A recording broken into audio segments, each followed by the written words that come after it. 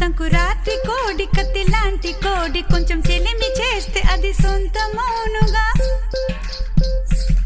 సంకురాత్రి కోడి కత్తి లాంటి కోడి కొంచెం చెలిమి చేస్తే అది సొంతమౌనుగా.